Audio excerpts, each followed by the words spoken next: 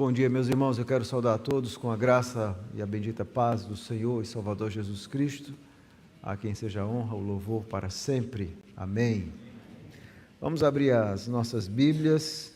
Esse também será um sermão preparatório para a ceia do Senhor, que nós teremos o privilégio de participar essa noite, desse domingo, dia do Senhor. É um dia muito especial, porque nós também iremos participar desse sacramento ordenado pelo Senhor. Êxodo 17, versículo 8 a 16, é um texto que eu já tive a oportunidade de pregar aqui na igreja, e é um texto que eu gosto muito, eu medito bastante, penso bastante nesse texto, em vários momentos da minha vida, e eu quero compartilhar com os irmãos também. Êxodo 17, a partir do versículo 8, a palavra bendita de Deus será lida agora. Vamos ler aquilo que as Escrituras nos ensinam. A palavra de Deus nos diz: Então veio Amaleque e pelejou contra Israel em Refidim. Com isso ordenou Moisés a Josué: Escolhe-nos homens e sai e peleja contra Amaleque. Amanhã estarei eu no cimo do outeiro e o bordão de Deus estará na minha mão. Fez Josué como Moisés lhe dissera e pelejou contra Amaleque. Moisés, porém, Arão e Ur subiram ao cimo do outeiro. Quando Moisés levantava a mão, Israel prevalecia. Quando, porém, lhe abaixava a mão, prevalecia Amaleque. Ora, as mãos de Moisés eram pesadas, por isso tomaram uma pedra e a puseram por debaixo dele, e ele nela se assentou. Arão e Ur sustentavam-lhe as mãos, um de um lado e o outro do outro. Assim lhe ficaram as mãos firmes até ao pôr do sol. E Josué desbaratou a Amaleque e a seu povo a fio de espada. Então disse o Senhor a Moisés: Escreve isto para memória num livro e repete-o a Josué, porque eu hei de riscar totalmente a memória de Amaleque de debaixo do céu. E Moisés edificou um altar, ele chamou: O Senhor é minha bandeira. E disse: Porquanto o Senhor jurou, haverá guerra do Senhor contra Amaleque de geração em geração. Amém, a palavra do Senhor. Vamos orar mais uma vez. Senhor, nós nos colocamos nas Tuas santas e bondosas mãos nessa manhã, reconhecendo que precisamos da direção do Senhor, nesse momento tão importante, não apenas da nossa vida, mas no próprio culto ao Senhor, que é quando o Teu povo está ansioso para ouvir aquilo que a Tua palavra nos ensina. Fala aos nossos corações, conduz os nossos pensamentos, nos prepara para esse momento, nos dá tranquilidade, atenção, serenidade, autoexame, para que possamos ouvir a palavra bendita do Senhor. É em nome de Jesus que nós oramos. Amém. Onde está a sua esperança? Para quem você olha em momentos difíceis na sua vida? Onde você deposita a sua confiança? Enquanto pessoa, enquanto família, enquanto igreja, quem nós temos por nós? Nós temos vivido dias difíceis, enfrentando terríveis inimigos, inimigos externos, mas também inimigos internos. Vivemos em uma geração tão corrompida, onde muitas vezes o próprio povo de Deus, ao invés de ser luz para o mundo, de alguma forma tem sido trevas. E esse texto, então, nos traz importantes lições, onde não apenas um terrível inimigo é enfrentado pelo povo de Deus, mas Deus também apresenta uma inusitada solução para aquela situação. Deus, então, levanta Moisés como mediador do povo para que orasse e intercedesse por Israel. e é por isso que esse texto é importante para nós, porque nos ensina a respeito desse glorioso mediador, que é Cristo, o nosso Salvador. Quando nós olhamos para esse texto, nós vemos que Israel está diante de um terrível inimigo. Esse é o contexto.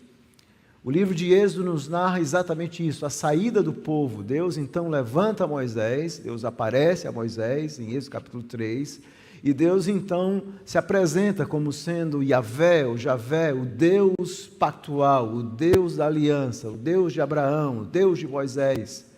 E Deus então retira o povo da terra do Egito para a terra prometida. Deus já havia dito isso há muito tempo atrás, lá no livro de Gênesis, Deus já havia dito isso a Abraão. Deus havia dito no momento em que selou uma aliança com Abraão, Deus diz, olha, o povo vai ser peregrino, vai ser um povo cativo, eles vão ficar 400 anos. E Deus inclusive diz a razão. O objetivo era trazer também juízo sobre aquelas nações, nações ímpias, nações terríveis, nações infanticidas. Então o objetivo de Deus era não apenas tirar Israel, mas Israel seria luz para as nações e seria também usado como povo de Deus para trazer juízo sobre aquelas nações ímpias. Lembrando que nesse contexto do Antigo Testamento, Israel era de fato uma teocracia guiada por Deus, usada por Deus como instrumento de juízo sobre as nações. E o povo então sai, e durante essa caminhada, e é isso que o livro de Êxodo vai narrar, durante essa caminhada, o povo vai experimentar o êxodo, vão experimentar as dificuldades de viver no deserto, e Deus então vai estar sendo fiel ao povo. E eles então vão enfrentar, como o texto aqui nos diz, no capítulo 17, também inimigos inesperados. Vamos ver o contexto desse texto do capítulo 17. Nós vemos que Deus havia dado maná ao povo. O povo havia saído do êxodo, experimentado o êxodo, aliás, e Deus havia dado maná, comida ao povo. O povo havia aprendido essa lição, eles deveriam, e Deus já ensina um princípio importante, que com certeza já havia ensinado antes, o maná ia cair, não ia cair no sábado, que era o dia do Senhor, mais na frente Deus vai regular de forma mais detalhada o dia do Senhor, então o dia do Senhor antes da lei já estava presente, Deus então dá o maná ao povo, Deus dá água no capítulo 17, mesmo quando o povo muitas vezes reclama, um povo que murmura. Mas aqui no capítulo 17, eles então se deparam, no versículo 8, com um inimigo externo, um inimigo novo, um inimigo inusitado, os amalequitas. É isso que o texto nos diz no versículo 8. Então veio Amaleque e pelejou contra Israel. Possivelmente, naquele momento em que eles estão saindo, eles são pegos de surpresa. Eles foram atacados de uma forma inesperada por esse povo chamado de amalequitas. Então é dentro desse contexto onde Israel precisa enfrentar esses inimigos internos, o próprio povo. Existiam muitos dentro do povo que não tinham fé verdadeira, mas eles também precisam enfrentar esses inimigos externos. E agora, diante dessa situação nova, inusitada, onde um inimigo os ataca de forma inesperada, Deus então, através de Moisés, vai dizer qual deveria ser a solução. Ou seja, o próprio Moisés compreende qual é a solução. O texto então nos diz, acompanhe comigo, a partir do versículo 9, o texto então nos diz que, dentro desse contexto, Moisés ordena a Josué para que escolhesse homens, era preciso guerrear, não havia dúvidas, era preciso enfrentar aqueles inimigos que estavam vindo, mas era preciso fazer algo mais. Moisés compreende que a vitória de Israel, a vitória do povo de Deus, tinha a ver não com uma batalha física, mas sobretudo com a batalha espiritual. Essa luta não seria definida no campo de batalha, como era comum nas muitas guerras daquela época. Essa batalha seria definida no topo ali, quando Moisés, como mediador, estivesse intercedendo pelo povo. Então, qual é a ideia central aqui desse texto, do capítulo 17, do versículo 8 até o versículo 16? Aqui nós vemos o mediador no topo do monte. Essa é a ideia central, o mediador que está no topo do monte, o mediador que está no alto. E há três ideias muito claras aqui na narrativa, é um texto narrativo, e a narrativa tem esse começo, meio e fim, e esse momento específico da história nos apresenta três momentos aqui. Primeiro, a sua necessidade, a necessidade de um mediador, porque é um poderoso inimigo. Há uma necessidade, e Moisés compreende isso, que aquela batalha não será definida apenas no campo de batalha, porque o inimigo, com certeza, era muito mais poderoso do que Israel. Então, no versículo 8 a 10, nós vemos a necessidade diante desse poderoso inimigo. Em segundo lugar, nós vemos a eficácia, versículo 10 a 13, uma poderosa intercessão. Aqui nós vemos Moisés intercedendo pelo povo, e a sua oração e intercessão, ela é muito eficaz, porque vai garantir a vitória ao povo. E por último, versículo 14 a 16, os seus resultados, uma poderosa vitória que Deus vai dar ao seu povo. Então, repetindo o tema e os pontos, para aqueles que quiserem notar, o mediador no topo do monte, sua necessidade, um poderoso inimigo, versículo 8 a 10. Segundo, a sua eficácia, uma poderosa intercessão. Em terceiro lugar, os seus resultados, uma poderosa vitória. Agora vamos analisar o texto verso por verso. A sua necessidade, um poderoso inimigo. Na vida nós sempre enfrentamos inimigos. E agora o povo de Deus, que está rumando para a terra prometida, a terra que Deus havia dado, eles tinham vencido o inimigo mais poderoso de todos. Amaleque, comparado aos egípcios, não era absolutamente nada. O Egito exibia uma influência em toda aquela região. Nós sabemos isso não apenas através das Escrituras, mas também através da arqueologia, que mostra exatamente isso, o poder dos egípcios que se estendia até a terra de Canaã. Deus já havia derrotado os egípcios, Deus havia humilhado a nação mais poderosa da terra, libertando o seu povo, um povo que naquele contexto, à luz das nações poderosas, era um nada. Deus já havia dado uma vitória gloriosa. Mas agora há um outro inimigo que surge, um novo inimigo. Um inimigo poderoso, astuto, que ataca de forma inesperada, traiçoeiramente. Israel é pego de surpresa por esse novo inimigo. E mais uma vez Moisés reconhece que essa batalha, como foi definida a batalha lá no Egito, não será vencida por eles, mas será vencida com a ajuda do Senhor. Esse é o ponto aqui. E quem era essa nação Amaleque? Bom, essa nação dos amalequitas, possivelmente, segundo Gênesis 36, 12, eles eram descendentes de Esaú. Sim, Esaú, irmão de Jacó. Dentre os filhos, nós vamos encontrar exatamente Amaleque. Era um povo que nós conhecemos como um povo nômade, um povo que vivia naquela região do Negueb, ou Terra do Sul. Nós vemos isso no livro de Números, capítulo 13, versículo 29. E certamente, então, acampavam naquele oásis de Cádiz. Então, na verdade, o ponto é que eles sabiam que Israel estava naquela terra, era uma terra que eles ocuparam durante muito tempo. Então, agora eles estão vendo uma grande nação, uma grande multidão de pessoas que estão ali. E eles, obviamente, imaginaram que era impossível viver ali com Israel. E a estratégia deles foi exatamente atacar Israel. O livro de Deuteronômio, no capítulo 25, nos fala um pouco mais a respeito desse episódio. Moisés relembra o povo, o livro de Deuteronômio serve exatamente para relembrar. E no capítulo 25, versículo 17 a 19, diz exatamente isso. Deuteronômio 25, 17 a 19, diz assim: lembra-te do que te fez Amaleque no caminho, quando saías do Egito, como tiver um encontro no caminho, te atacou na retaguarda. Veja, eles atacam por detrás. E te atacou na retaguarda todos os desfalecidos que iam após ti, quando estavas abatido e afadigado, e não temeu a Deus.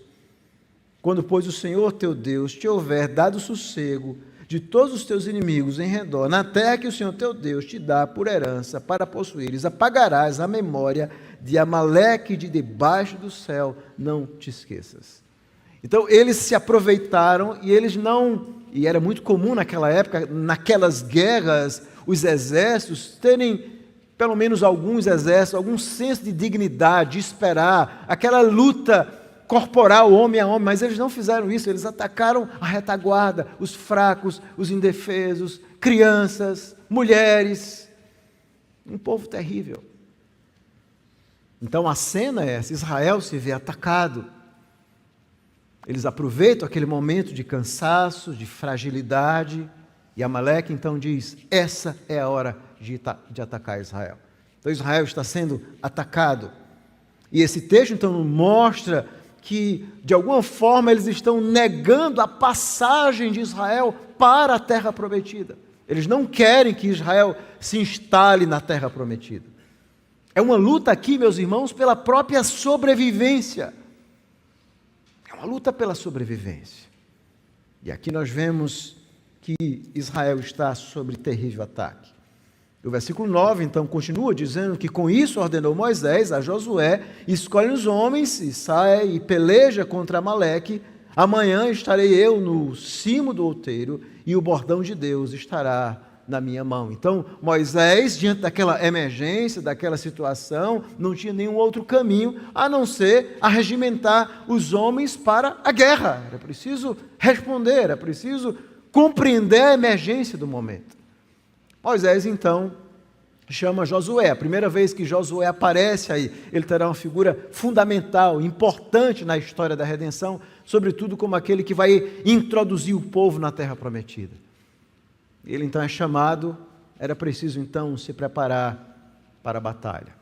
Mas o que chama a atenção são essas últimas palavras de Moisés, quando ele diz assim, estarei eu no cimo do outeiro e o bordão de Deus estará na minha mão. Moisés compreende perfeitamente que enquanto Josué está no campo de batalha, é preciso travar uma outra batalha, maior, mais profunda.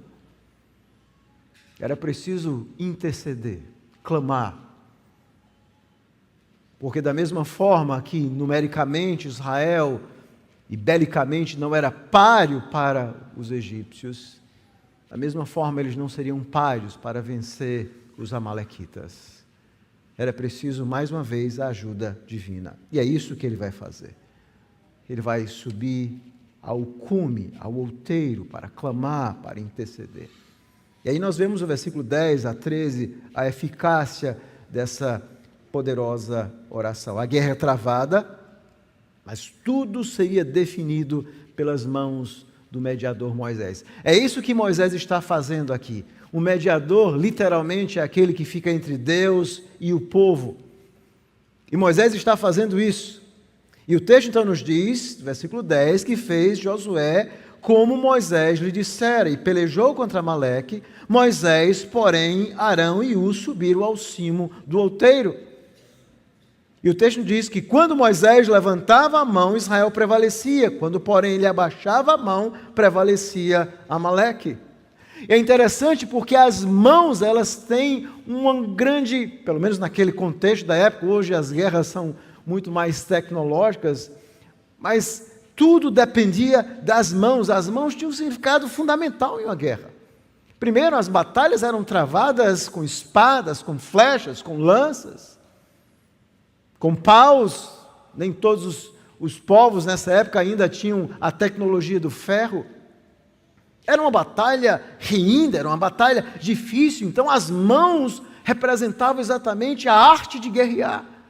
Era preciso mãos. Eram as mãos que davam os sinais, vamos, ataquem. Eram as mãos que se abaixavam para se render, como hoje também. Eram as mãos que faziam os sinais das batalhas, que mandavam os agrupamentos.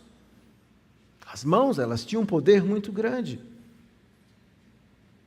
Mas Moisés compreende que, e é isso que o texto está nos ensinando, que a vitória não estaria nas mãos de guerreiros. A vitória, essa batalha está sendo definida lá no monte. Isso é maravilhoso. O intercessor. E o que é que Moisés está fazendo com essas mãos levantadas? Ele está orando pelo povo. Ele está clamando por Israel. Ele está pedindo que Deus tenha misericórdia da sua nação, porque os seus inimigos são grandes, são poderosos, são fortes demais. Então, quando ele levantava as mãos, o povo prevalecia. Veja que coisa interessante. As cenas de batalhas não eram definidas pela força dos guerreiros, mas pelas mãos de Moisés, e ele cansava. Talvez você já tenha experimentado isso de ficar muito tempo com as mãos levantadas, você não aguenta. E Moisés então se cansava e quando ele abaixava, ele percebia então agora os amalequitas vencendo. E como deve ter sido angustioso, porque quando ele baixava, obviamente cansado, como mediador, ele via de repente agora os amalequitas avançando, e ele então mais uma vez levantava as mãos e o povo começava a responder e a vencer a batalha. Moisés observava e sabia que tudo estava sendo definido, não pelas suas mãos que tinham poder nelas mesmas, mas pela oração. Você já viu isso? Uma batalha tão grande estava sendo definida pela oração, pela intercessão de Moisés.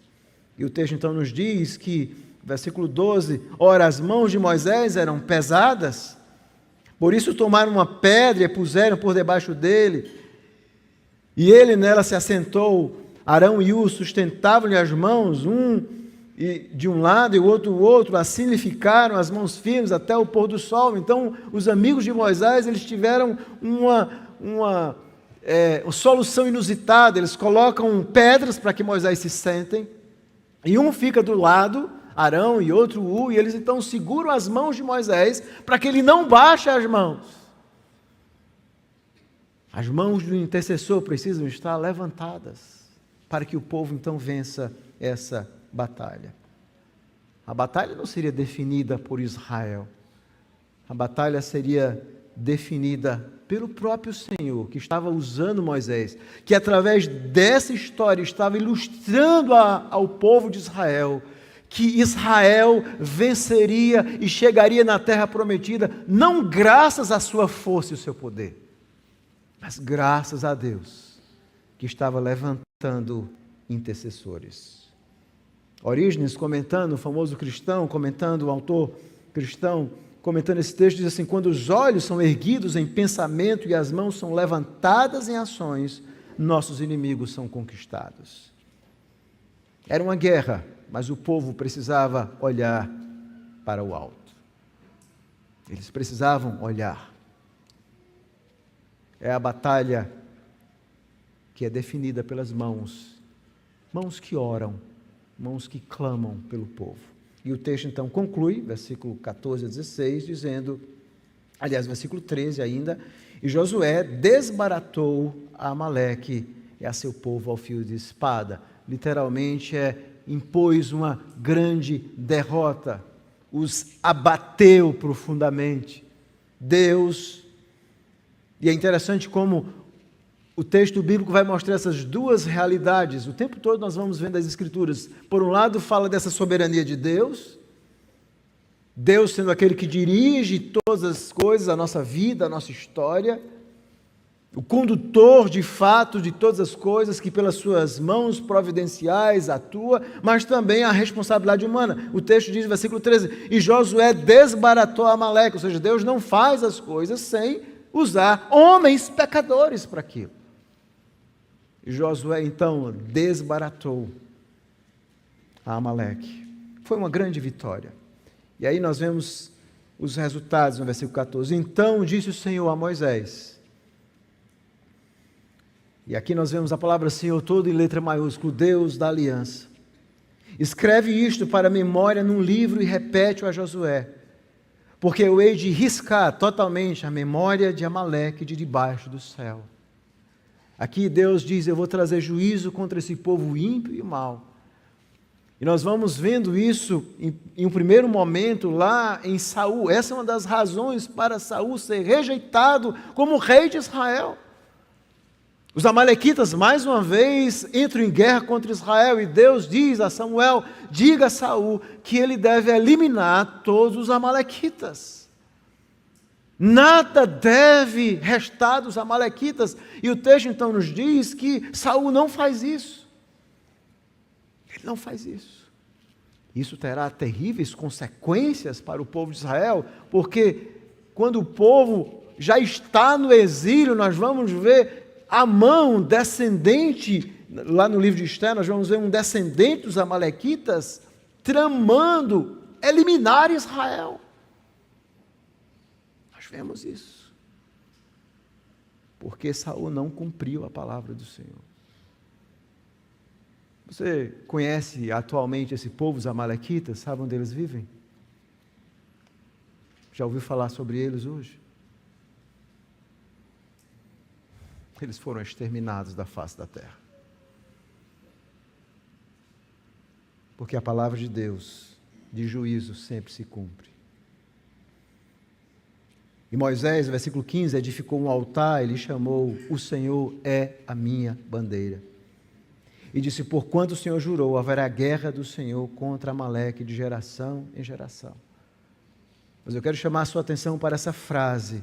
Ele fez um altar, ele vai adorar a Deus, ele vai reconhecer que aquela vitória era do Senhor. Era muito comum, mesmo nesse tempo, os exércitos terem as suas bandeiras. É aquilo que mais na frente, na Idade Média, vai ser muito comum, os brasões. Mas qual era a bandeira de Israel? Quem era o líder de Israel? Quem era o rei de Israel? Quem era o grande general de Israel? Quem levava e conduzia Israel para as batalhas? Aqui o texto nos diz que Moisés adora a Deus e diz assim, o Senhor é a minha bandeira.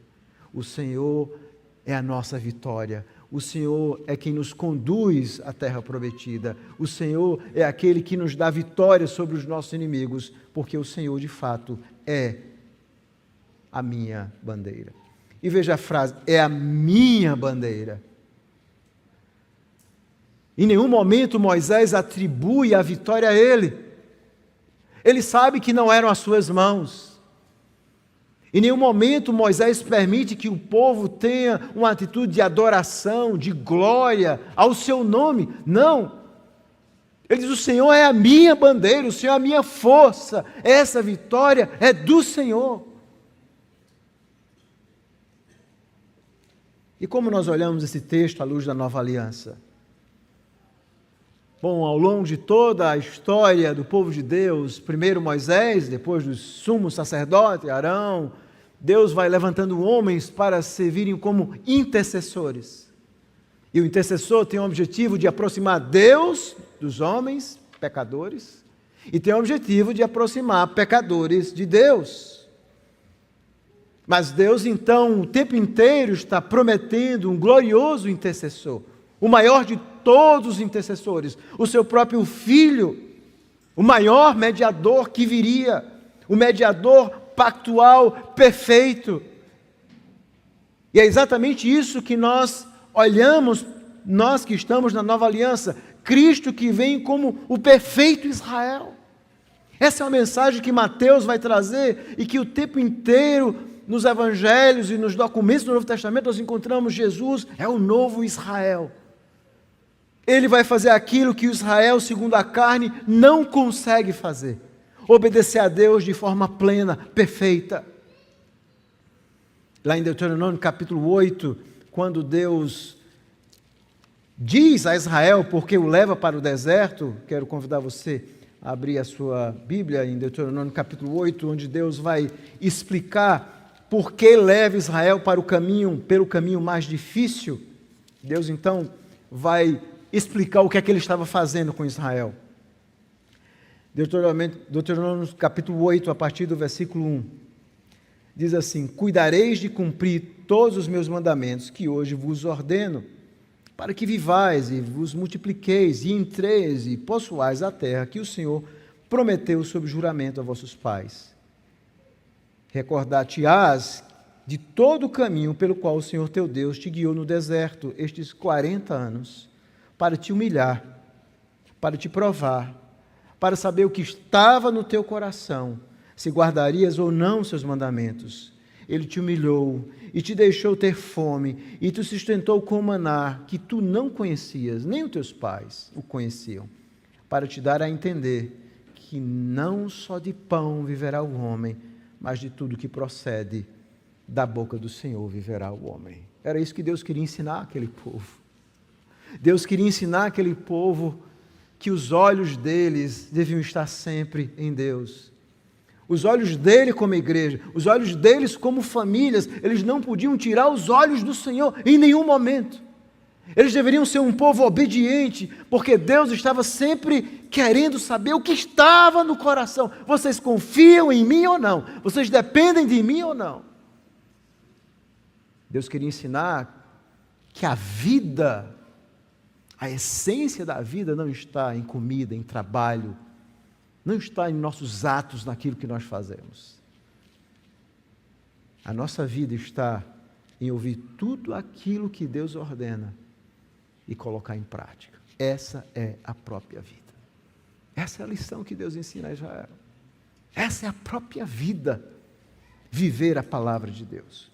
E agora, é interessante porque lá em Mateus, quando Jesus é tentado, e da mesma forma que o antigo Israel começa no Egito, essa é a razão que Deus levanta João Batista lá no deserto.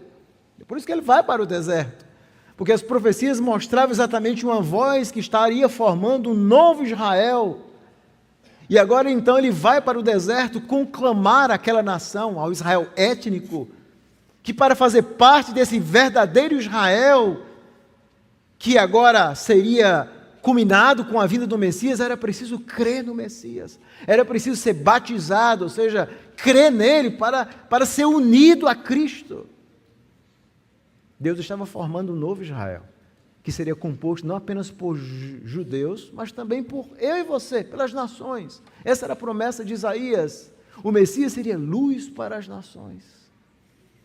E quando Jesus está sendo tentado, lá em Mateus capítulo 4, Jesus, ele mesmo se vê como sendo esse verdadeiro Israel. E é por isso que Jesus vai para o deserto. Por quê? Para vencer aquilo ou naquilo que Israel falhou. Deus deu tudo a Israel, deu comida, deu tudo, Israel falha.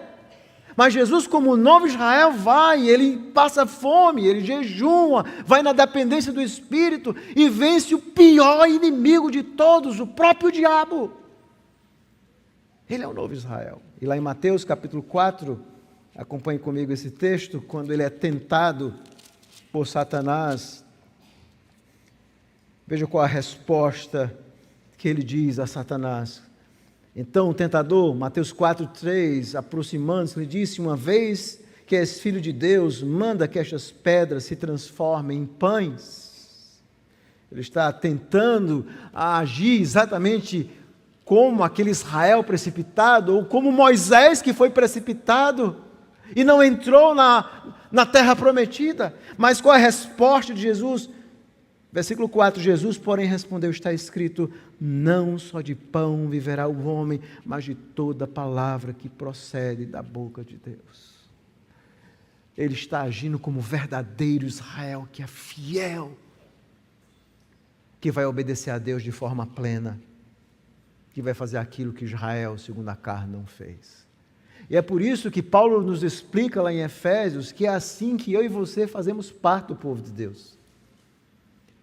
Como é que eu, que sou gentio, você, nós não somos israelitas, como é que nós fazemos parte do povo da aliança?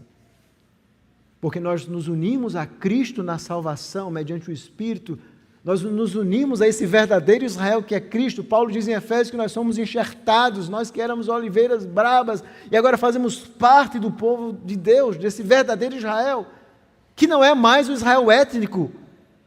Esse povo de Deus da nova aliança são todos aqueles, quer sejam judeus, quer sejam gentios, que creem em Cristo. Esse é o Israel de Deus. E agora eu e você, nós fazemos parte desse novo Israel. E na nova aliança nós não temos mais Moisés. Nós temos mãos muito mais gloriosas que intercedem por nós. Nós temos aquele que, em primeiro lugar, teve que abrir as suas mãos na cruz do Calvário. Ele teve que experimentar o juízo de Deus em nosso lugar, para que Deus, então, mediante Ele, nos comprasse na cruz do Calvário, para que eu e você pudéssemos fazer parte do povo de Deus, entrar na nova aliança. É por isso que o véu do templo se rasga de alto a baixo. Não existe mais templos, não existe mais sacerdotes.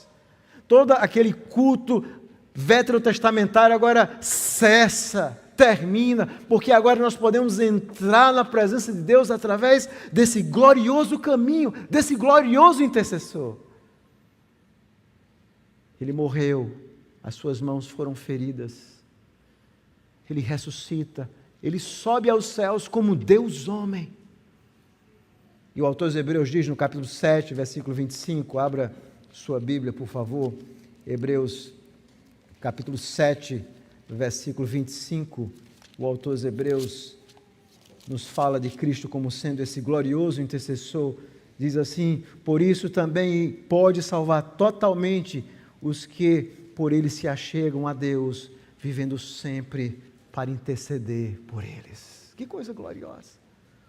Quem nós temos por nós hoje? Veja, Israel teve Moisés, Deus levantou Moisés, ele então levantou as mãos e abençoou e garantiu vitória ao seu povo. Mas quem nós temos?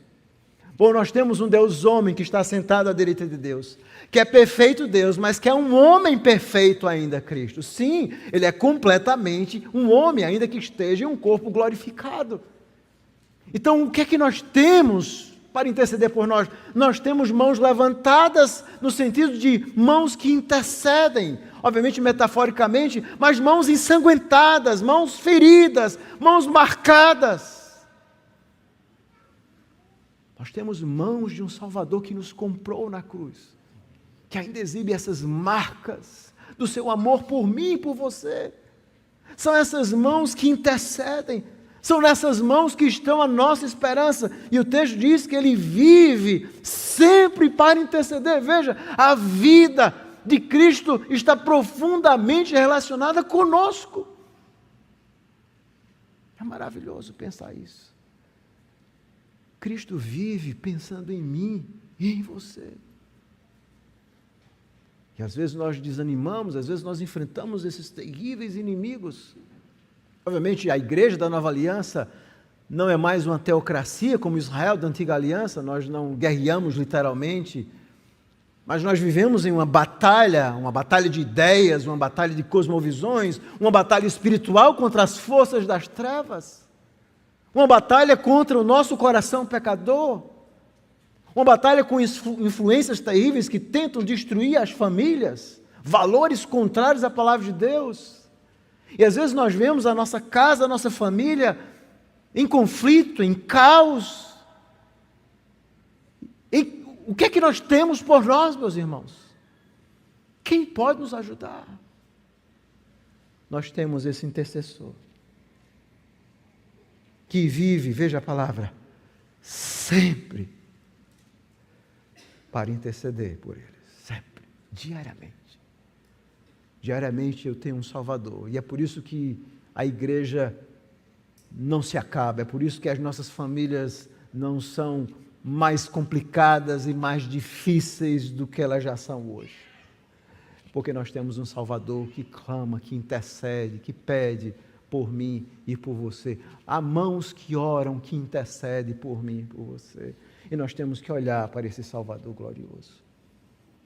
Em meio a essa antítese que nós vivemos entre luz e trevas, conflitos pessoais, conflitos interpessoais, conflitos familiares, conflitos em um mundo mau, conflitos com as forças das trevas, nós temos que olhar para Cristo, porque nele nós temos a esperança e a certeza de vitória. Nada vai nos impedir de irmos para a terra prometida, de chegarmos lá, naquele dia glorioso, nós estaremos com Cristo para sempre. Nada vai nos impedir. Cristo intercede por nós. Como é que Cristo faz isso? Bom, os teólogos nem sempre são unânimes. Alguns dizem que a própria presença de Cristo, sentado à direita de Deus, já é intercessória por ela mesma, porque mostra o fato de Cristo ter comprado um povo para si. Isso é maravilhoso. É você saber que Cristo, e Deus sabe disso, comprou um povo para si. As minhas ovelhas vão ouvir a minha voz. É por eles que eu rogo, por aqueles que me deste do mundo. É por isso que a ideia arminiana de que Cristo não morreu por ninguém, ela é terrível.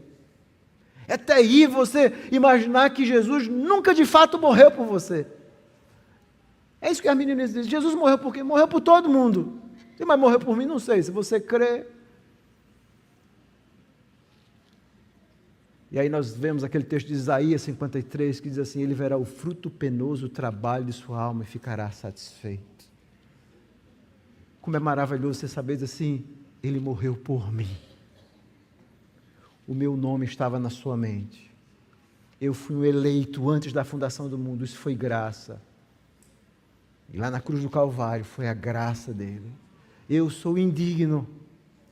Como aqueles israelitas eram indignos. Como Deus diz, vocês eram a menor nação, mas eu escolhi vocês para ser luz para as nações.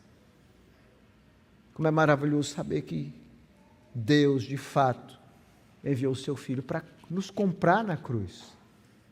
E é por isso que Ele intercede por mim e por você, porque Ele nos comprou na cruz, porque o Espírito nos uniu a Ele, porque nós fomos selados com o Espírito, porque nós não vamos perder a salvação, porque nada pode nos separar do amor de Deus que está em Cristo, como Paulo diz, é Deus quem o justifica, quem vai separá-los? E hoje nós somos peregrinos, mas com certeza nós chegaremos ao nosso destino final. Há um quadro muito famoso intitulado Mãos que Oram. Se você pesquisar no Google, com certeza você vai ver esse quadro de Albrecht Dürer, um alemão que viveu em uma família de 18 filhos. E ele e o seu irmão Albert, eles tinham uma grande habilidade em desenhar. E o sonho deles era exatamente ir para uma escola onde eles pudessem se preparar e se tornarem pintores. Mas eles eram muito pobres, eles então os irmãos fizeram um sorteio. Um ia trabalhar para pagar a escola do outro. E foi isso que aconteceu. E naquele sorteio, o Albrecht foi e o Albert teve que ficar trabalhando nas minas, eles eram pobres. Ele trabalhou então durante muito tempo e o seu irmão foi estudar e se tornou muito famoso. E quando ele então terminou o seu curso, se tornou muito famoso, superou muito os seus mestres, ele então lembra do seu irmão e diz, agora é a sua vez. Ele então quer que o irmão vá estudar. Ele ia pagar todas as despesas. Mas o seu irmão Albert agradeceu, mas alegou que os anos em que ele trabalhou nas minas tinham provocado uma terrível artrite, e as suas mãos já não podiam mais ser usadas para pintar. Ele não podia ir. Ele agradece ao irmão. E o irmão, então, lembra do amor do seu irmão, que ficou orando, trabalhando para manter os seus estudos, e fez esse quadro belíssimo, Mãos que Oram. Você pode procurar depois na internet. Então, quais são as aplicações disso, irmãos? É que nós temos mãos que oram por nós. Nós temos mãos que oram à direita de Deus. Nós temos um Salvador no topo. E nós, como famílias, nós temos que olhar para Ele e compreender que nessa nossa jornada, o tempo todo, Ele quer saber o que é que está no seu coração, como pai, como mãe, como esposa, como filho. O que é que está no seu coração? E Deus então vai levando o seu povo para essas circunstâncias difíceis, esses testes que Deus fez com Israel e vai fazendo comigo e com você, para saber o que é que está no nosso coração. O que é que está no seu coração? É o que Deus diz a Samuel, quando vai escolher Davi. Eu não olho o externo, Samuel, eu olho o coração. Deus quer ver o meu coração, se o nosso coração realmente é fiel a Deus, em qualquer circunstância.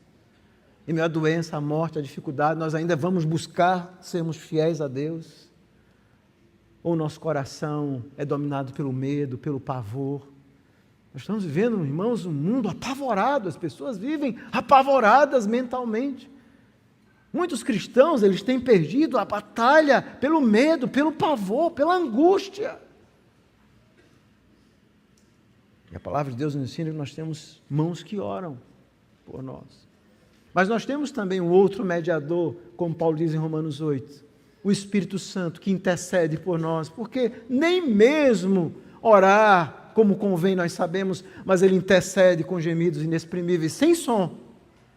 Então nós temos esse mediador que é Cristo, que intercede por nós, e nós então devemos também dobrar os nossos joelhos e unir as nossas mãos e sermos um povo que ora, que busca a Deus. Porque as batalhas maiores da nossa vida são definidas de joelhos dobrados. As batalhas da nossa vida são definidas em oração. Foi isso que Israel aprendeu. E nós temos também que unir as nossas mãos para orar pelas nossas famílias, orar pelo seu filho, orar pelo seu esposo que não serve a Deus, pela sua esposa que não serve a Deus, pelo seu filho que está fora dos caminhos do Senhor. Agradecer a Deus se os seus filhos estão na igreja, mas orar mais ainda para que eles nunca saiam. Nós precisamos, irmãos, de mãos que oram para orar para que os nossos jovens, quantas crianças nós temos na igreja, para que Deus aplique a obra da salvação na mais tenra idade, para que eles nunca experimentem esse mundo mau. E nós que viemos desse mundo terrível, temos que pedir a Deus, meu Deus, poupa o meu filho de nunca experimentar as mazelas desse mundo terrível. Nós temos que orar, mãos que oram. Há mãos que intercedem por nós, e nós temos que unir as nossas mãos, confiando nessa obra do Espírito, que nem sempre responde da forma que nós queremos, porque o Espírito intercede por nós conforme Deus quer. E nem sempre os caminhos de Deus são fáceis de entender. Mas nós não podemos esquecer a lição fundamental desse texto. Tudo na nossa vida depende desse mediador. E nós temos que descansar o nosso coração. Se você está com o coração atribulado nessa manhã, você precisa descansar, olhando para esse glorioso mediador Jesus Cristo, por essas mãos maravilhosas.